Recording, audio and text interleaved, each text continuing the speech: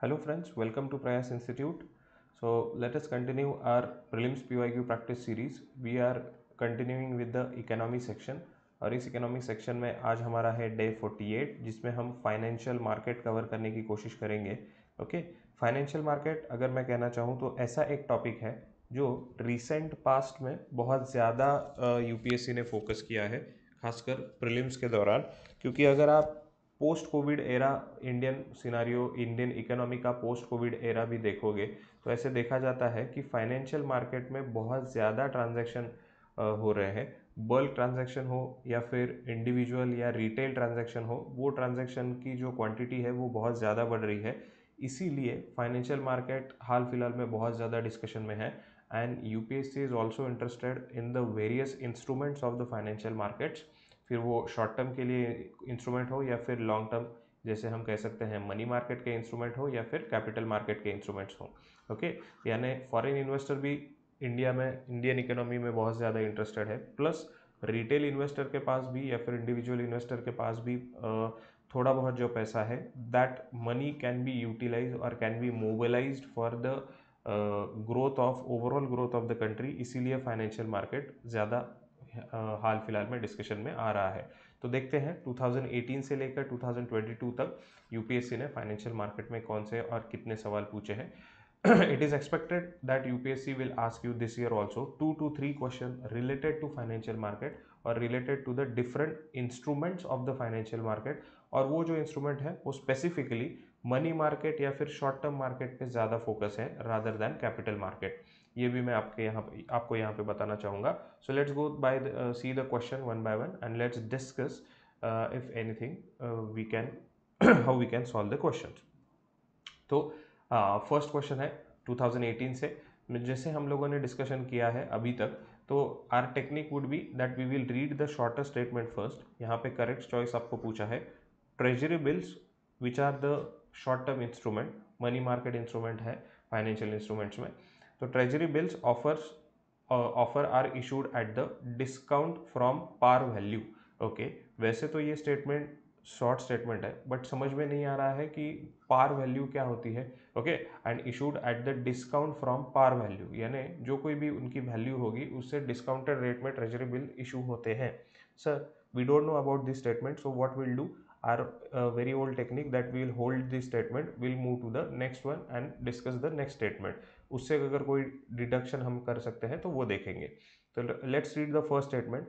RBI of manages and services government of India securities but not any state government securities। Okay, तो RBI क्या करती है कि जो गवर्नमेंट की सिक्योरिटीज़ हैं, जिसे हम जीसैक भी कहते हैं, वो गवर्नमेंट सिक्योरिटीज़ आरबीआई मैनेज करती है। लेकिन स्टेट गवर्नमेंट की जो सिक्योरिटीज़ हैं वो आरबीआई मैनेज नहीं करती है, जिसे हम स्टेट डेवलपमेंट लोन्स भी कहते हैं, एसडीएल, वो आरबीआई नहीं मैनेज करती है।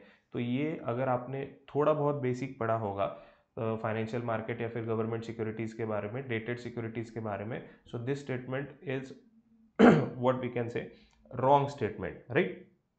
यानी इसका मतलब है कि आरबीआई जो है वो गवर्नमेंट की सिक्योरिटीज़ भी मैनेज करती है, स्पेसिफिकली स्टेट गवर्नमेंट की। ओके, तो इसी वजह से नॉट दिया है, इसी वजह से ये रॉन्ग हो गया है। यहाँ पे अगर स्पेसिफिकली एसडीएल का डिस्कशन होता, स्टेट डेवलपमेंट लोन्स, तो शायद ये आरबीआई नहीं मैनेज करती है, स्टेट मैनेज करती है। लेकिन यहाँ पे गवर्नमेंट सिक्योरिटीज़ का डिस्कशन है, इसीलिए ये स्टेटमेंट रॉन्ग हो रहा है। और अगर फर्स्ट स्टेटमेंट रॉन्ग हो रहा है तो we can eliminate these two. Now we have to read the second statement to get the accurate answer.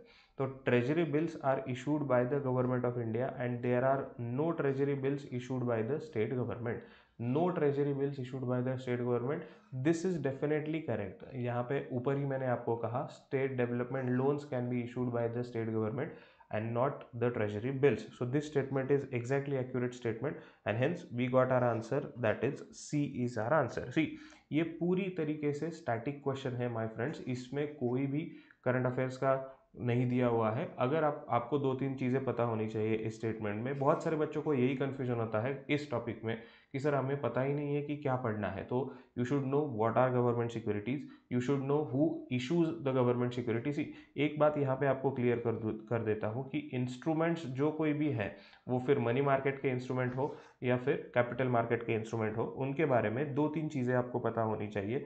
First thing that who issues that instrument, okay, what is that instrument, okay, and what is the duration or time span of that instrument, okay। ये आपको पता होना चाहिए। Who issuer कौन है, okay, और issuer के साथ साथ आपको उस इंस्ट्रूमेंट का बोरोअर कौन है वो भी पता होना चाहिए। यानी बोरोअर का मतलब है कि इंडिविजुअल रिटेल इन्वेस्टर, आप और मैं, हमारी तरह से जो लोग हैं वो भी बोरो कर सकते हैं, या फिर स्पेसिफिकली प्राइवेट लिमिटेड कंपनी ही बोरो कर सकती है, बिग कॉर्पोरेट्स ही बोरो कर सकते हैं, बैंक बोरो कर सकता है, कौन बोरो कर सकता है, गवर्नमेंट बोरोअर हो सकती है।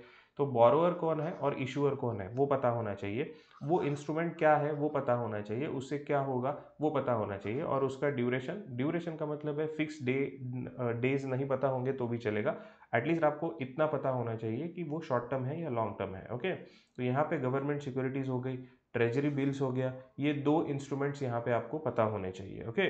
सो इफ अगर आपको वो पता होता तो you could have got the answer perfectly. आपको जैसे मैंने कहा थर्ड स्टेटमेंट हमें डिस्कशन करने की भी ज़रूरत नहीं थी my friends, okay.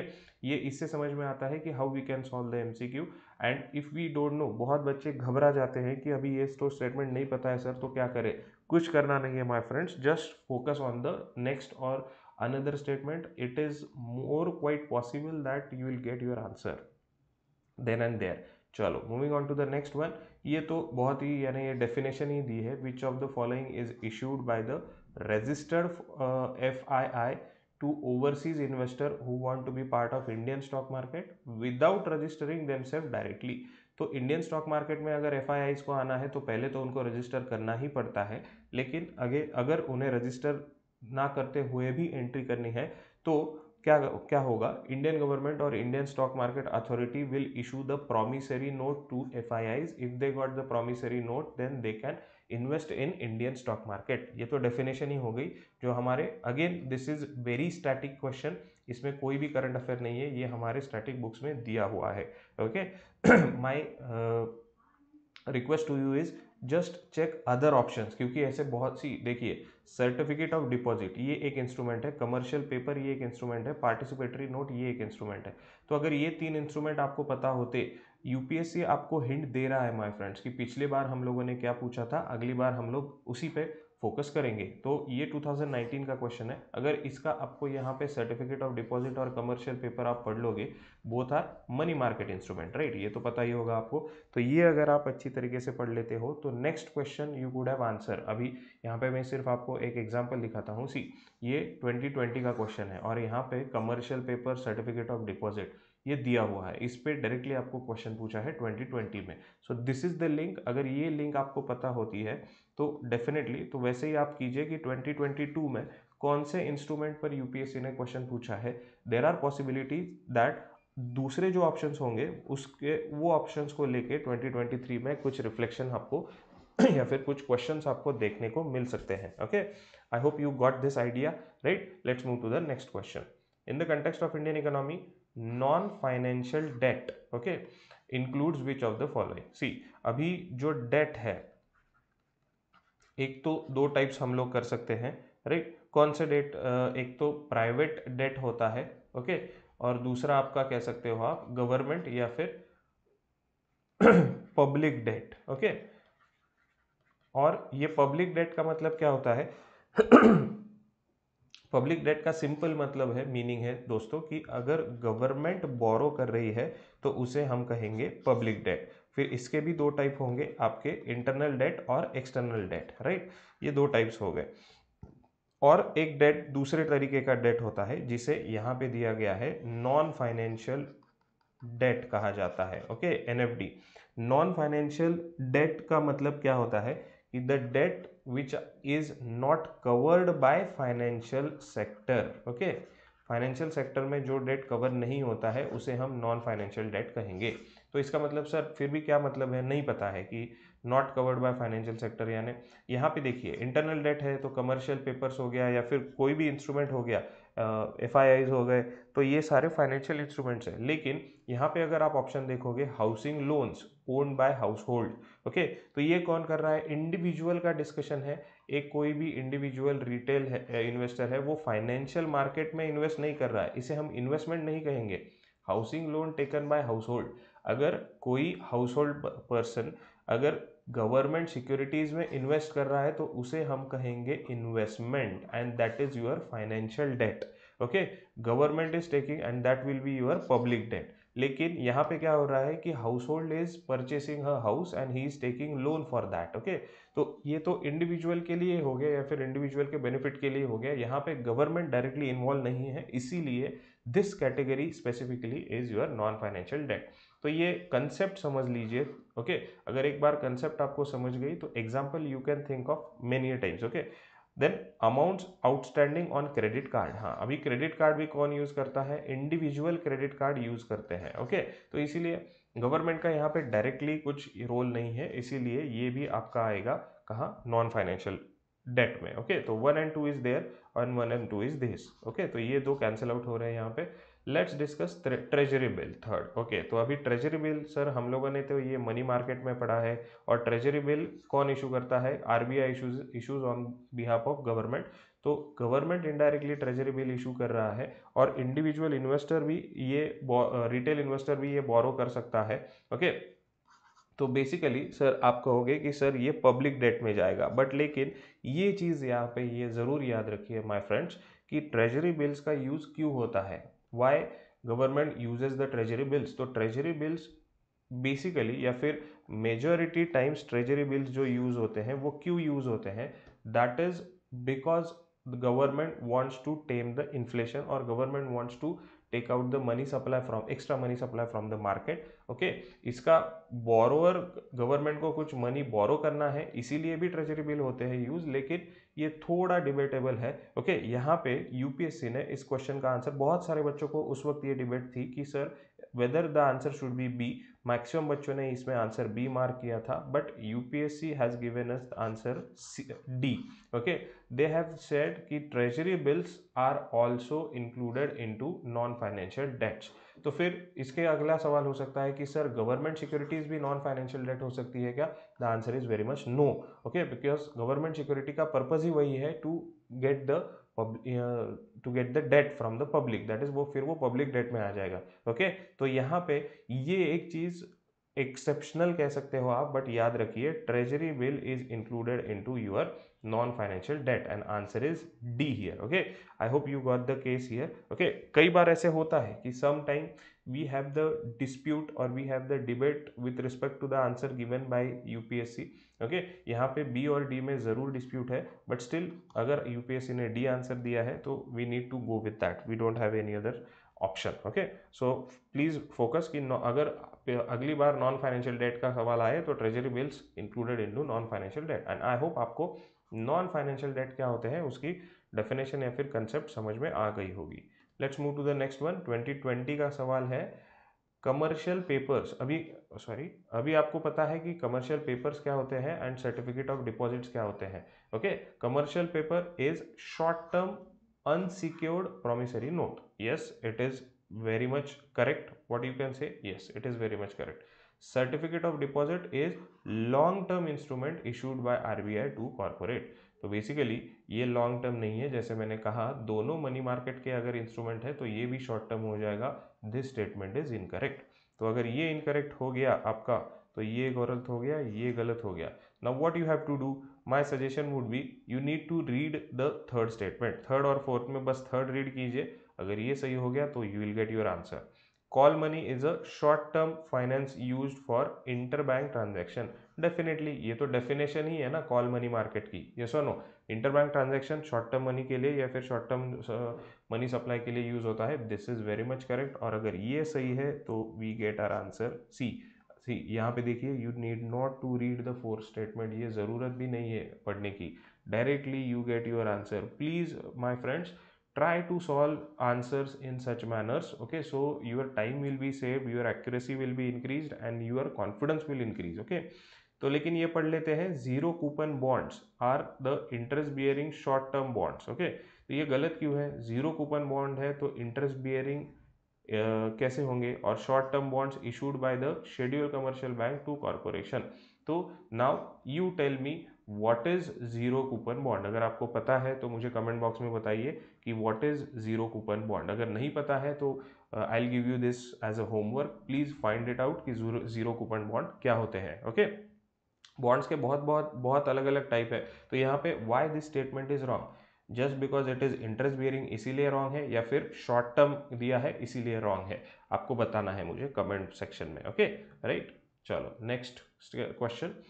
Indian government bond yield. Okay, bond yield के बारे में डिस्कशन है। ओके, बॉन्ड प्राइस और बॉन्ड यील्ड ये इन्वर्सली प्रोपोर्शनल होता है, ये आपको पता है। Are influence by which of the following. तो बॉन्ड की जो यील्ड है वो किस चीज़ों से इन्फ्लुएंस होती है? Action by United state federal reserve, definitely इससे तो हर्ट होगा ही, क्योंकि यूनाइटेड स्टेट फेडरल रिजर्व जो है, इन्होंने अगर इंटरेस्ट रेट बढ़ा दिए, okay, if they increase the interest rate then the investment will go there from India, right? तो बॉन्ड यील्ड यहाँ पे कम हो जाएगा इंडिया में, यस और नो, राइट? हाँ, आई होप ये you are getting this thing. Okay, so ये तो इन्फ्लुएंस होता ही है। Action of RBI, yes, same goes with RBI. RBI ने अगर इंटरेस्ट रेट्स में कुछ चढ़ कम ज़्यादा किया तो accordingly investor will shift their mindset and the bond yield will change accordingly, reduce और increases. So this is also correct. Inflation and short term interest rate, तो ये तो इंटरेस्ट रेट पे ही पहले दो ऑप्शन थे, तो definitely inflation, interest rate change क्यों होगा? According to inflation. अगर इन्फ्लेशन चेंज हो रहा है, वेरी हो रहा है, कम हो रहा है, ज़्यादा हो रहा है, तो इसकी वजह से इंटरेस्ट रेट चेंज होंगे, और अगर इंटरेस्ट रेट चेंज हो रहा है तो बॉन्ड यील्ड तो डेफिनेटली चेंज होना ही है। So answer is C is also correct and you get our answer is D. This is very easy question, I hope. अगर आपको बॉन्ड पता है, बॉन्ड यील्ड पता है, ओके, और फिर बॉन्ड प्राइस और बॉन्ड यील्ड की कंसेप्ट अगर आपको क्लियर है तो आपको ये पता होगा। You tell me again in the comment box. मैं आज आपसे ज़्यादा सवाल कर रहा हूँ क्योंकि my request would be you need to explore this topic. अगर ये एक्सप्लोर नहीं करोगे तो दो से तीन सवाल तो कंफर्म है माय फ्रेंड्स इस टॉपिक से। ओके, तो बॉन्ड ये शॉर्ट टर्म मनी मार्केट का इंस्ट्रूमेंट है या कैपिटल मार्केट का इंस्ट्रूमेंट है, ये आपको बताना है मुझे। ओके, डेरिवेटिव्स का पार्ट है या फिर डेट फाइनेंसिंग का पार्ट है, क्या कौन सा पार्ट है, ये आपको बताना है। यहाँ इस क्वेश्चन के लिए आंसर हमारा डी होगा। Let's move to the next one. Foreign currency convertible bonds, foreign institutional investment with certain condition, FIIs, okay. Global depository receipt, GDR, okay. Non residential external deposit, okay. तो FDI में क्या क्या consider हो रहा है, ये आपको पूछा है। एफडीआई में क्या क्या कंसिडर हो रहा है, तो फॉरेन करेंसी कन्वर्टिबल बॉन्ड जो है वो क्या होता है? लॉन्ग टर्म इन्वेस्टमेंट होती है, ओके। और अगर ये फॉरेन करेंसी कन्वर्टिबल बॉन्ड है, लॉन्ग टर्म इन्वेस्टमेंट है, तो दिस इज और and this is actual investment, this is not a virtual investment in a way, okay. तो ये तो डेफिनेटली होगा, ओके। फिर आपको यहाँ पे एक सवाल हो सकता है कि sir if foreign institutional investment with certain condition. बहुत सारे बच्चों ने ये सवाल गलत कर दिया, बट माय डियर फ्रेंड्स, अगर मैं आपको कहूँ तो एनसीईआरटी जो है हमारी, एनसीईआरटी में ये दिया हुआ है विथ डायग्राम कि व्हाट कम्स अंडर एफडीआई। तो ये तो पूरी तरीके से जो बैलेंस ऑफ पेमेंट वाला टॉपिक है जिसमें कैपिटल अकाउंट दिया है, और कैपिटल अकाउंट में जो एफडीआई है, एफडीआई में ये दिए हुए हैं सारे ऑप्शंस।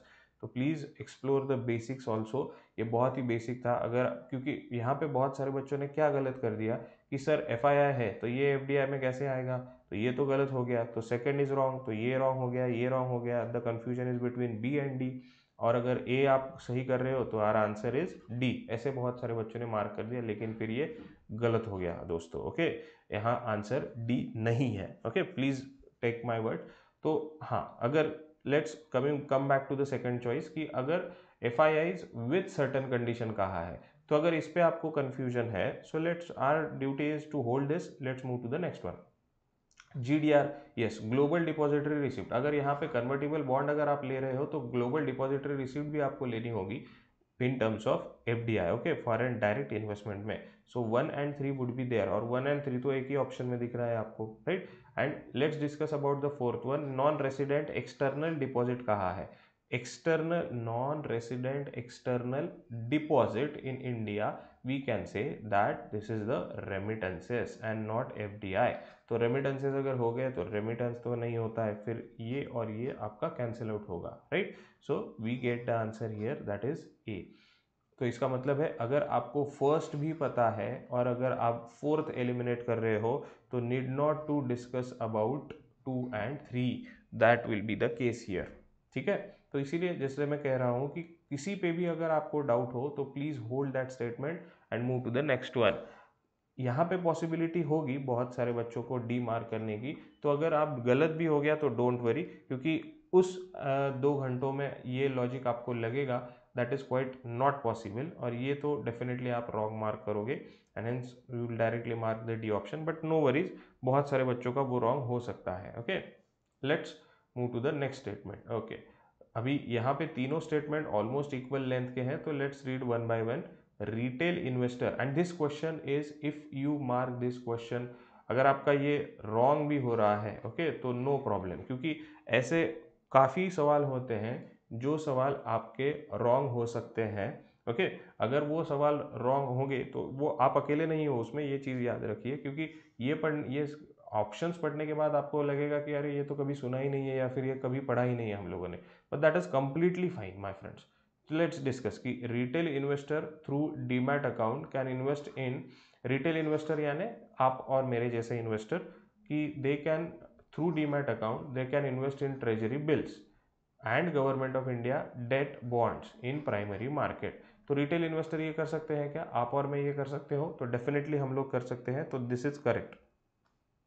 तो ये तो फिर भी लॉजिकली समझ सकता था मैं, लेकिन what about second statement, negotiated dealing system order machine is government securities trading platform of RBI.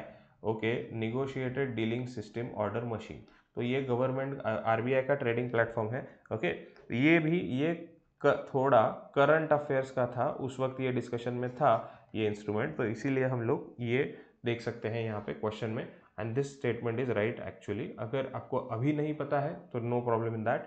And the third one is central depository service limited is jointly promoted by RBI and BSE.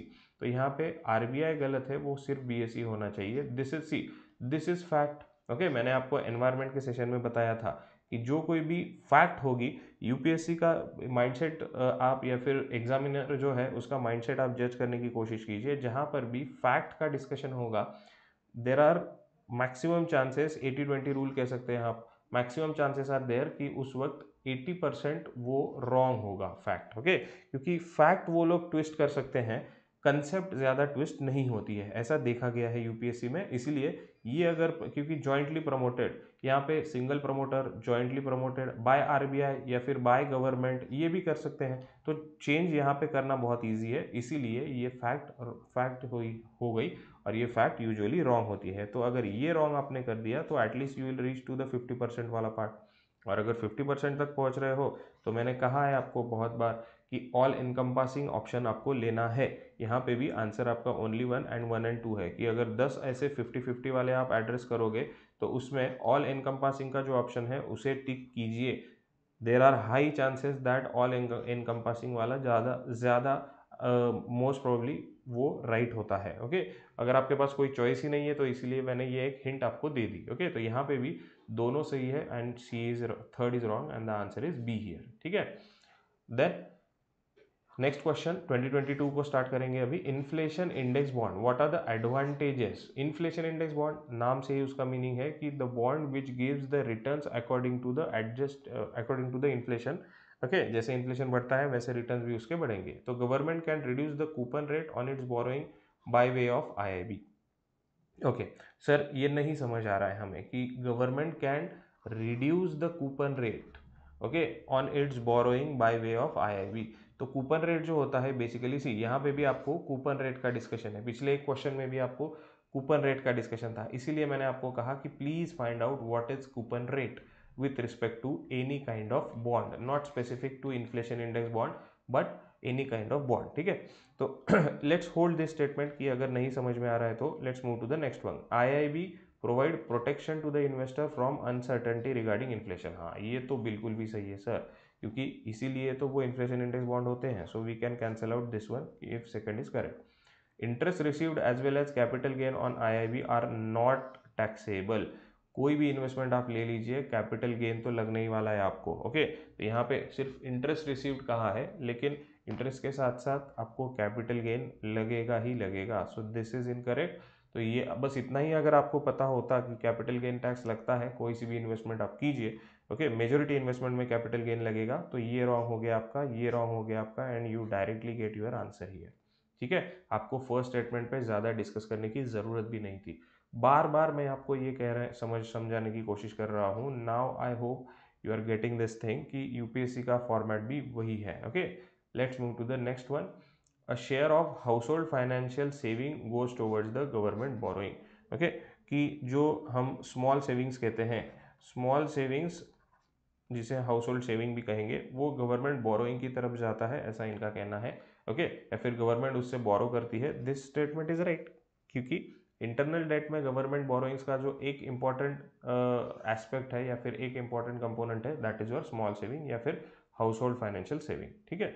Then dated securities issued at market related rates in auction form a large component of internal debt. Okay, simple. Dated securities are the one of the major component of internal debt. Small saving are one of the major component of internal debt.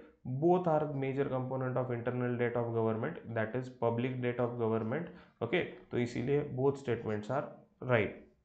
कोई भी ambiguity नहीं है यहाँ पे. ऐसे नहीं दिया है कि क्या कहते हैं कि is form a large component दिया है, तो जनरलाइज स्टेटमेंट है.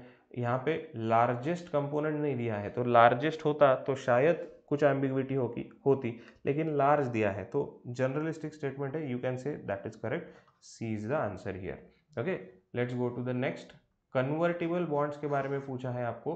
कन्वर्टिबल बॉन्ड्स यानी जो bonds debt to equity convert हो सकते हैं, उन्हें हम कन्वर्टेबल बॉन्ड्स कहते हैं बेसिक. तो as there is option to exchange the bond for equity, C convertible bonds pay a lower interest. Okay, lower rate of interest. Yes definitely, क्योंकि आपको ये ऑप्शन दिया है कि you can convert your bond into equity if you want, if you feel that there are some uncertainties, तो you can convert this bond into equity. तो definitely interest rate आपको low होगा. हाई इंटरेस्ट रेट किस पे होगा, यानी सब कुछ नहीं दे सकते ना, एक तो इंटरेस्ट रेट आपको ज़्यादा देंगे या फिर एक तो ये इक्विटी में कन्वर्ट करने का ऑप्शन देंगे. तो यहाँ पे इक्विटी कन्वर्ट करने का ऑप्शन है, तो इसीलिए इंटरेस्ट रेट कम है. ये ऐसे लॉजिक लगाना है दोस्तों. ओके, सारे टाइप ऑफ बॉन्ड आपको पता होंगे ही ऐसा बिल्कुल भी नहीं हो सकता, लेकिन इसमें ऐसे लॉजिक लगा के कुछ हम लोग डिडक्ट कर सकते हैं. Option to convert equity affords the bond holder a degree of indexation to rising consumer price. Right, very correct, कि जो कंज्यूमर प्राइस इंक्रीज हो रही है बॉन्ड की, तो उस कंज्यूमर प्राइस को वो इंडेक्स कर सकता है बाय कन्वर्टिंग हिज और her bond to the equity. So ये भी सही है. Rather these two are the important aspect और characteristic of your convertible bond. So answer here is again C is your answer. Okay, I hope you got the idea. See question बहुत easy है. अगर आप थोड़े ठंडे दिमाग से अगर सोचोगे तो क्वेश्चंस तो बहुत ही इजी है, ज़्यादा लोड नहीं है. You just need to highlight the keywords here, that is quite important. So I hope you got the questions of financial market. Okay, इतने सवाल अभी तक के फाइनेंशियल मार्केट के थे यूपीएससी ने पूछे हुए. I am again telling you कि I am expecting at least 2 to 3 question from the financial market. तो जो बेसिक इंस्ट्रूमेंट्स हैं, एटलीस्ट जो इंस्ट्रूमेंट्स अभी हम लोगों ने डिस्कशन किए कि कमर्शियल पेपर्स हो गया, ओके, फिर सर्टिफिकेट ऑफ डिपॉजिट हो गया, बॉन्ड्स हो गए, गवर्नमेंट सिक्योरिटीज़ हो गया, ट्रेजरी बिल्स हो गए, इतने सारे तो अभी हम लोगों ने डिस्कस कर लिए. तो इतने इंस्ट्रूमेंट्स भी अगर आपको क्लियर हो गए तो I can guarantee that there will be no any questions left behind regarding the financial market. So let's stop here for today. Let's meet in the next video. Bye bye, take care.